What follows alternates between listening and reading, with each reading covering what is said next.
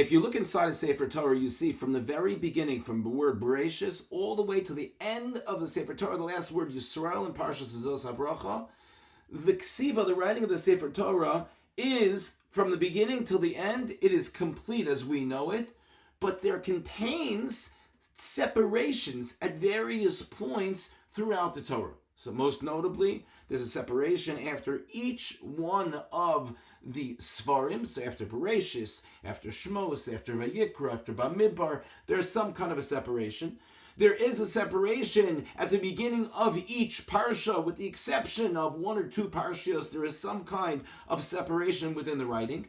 And within each parsha, there are various separations that exist at different moments within each parsha that we call a parsha to itself. Various separations. And the question that comes up is something that we find when looking at Parshas Balak. In this week's Parshas Chukas Balak, so when we look at Balak, there are no separations within the story of Balak. How he hired Bilam to curse Klal Yisrael, and subsequently what happened. There are no separations, and the question is why. So this Chafetz Chaim Zecher Tzadik Livracha pointed to Rashi in the beginning of Sefer Vayikra, who explains the reason for these separations. Rashi says that when Moshe Rabbeinu was writing down the Torah, he paused. He separated, he paused in order to take in everything that he had just written and figure out how what he just wrote of the Torah applies not only to himself but to all of Klal Yisrael. What are the lessons that are to be learned from that little piece that he just wrote? So he had to stop and he had to think, and then he had to put into his mind, how does this apply so that he can teach it to Klal Yisrael?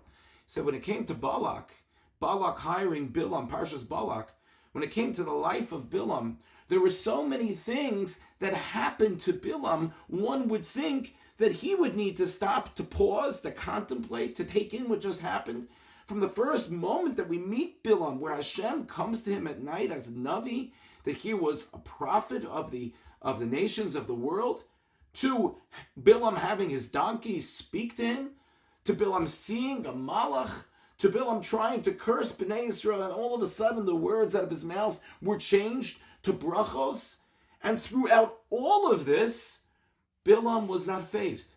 In fact, at the end, when Balak finally sends Bilam home and Bilam goes back to Midian, he remained completely unfazed. So Bilam didn't do what Moshe did. Bilam didn't pause, contemplate, take in what was going on, and shift himself, shift his mindset because of it. Bilam just went right back to business.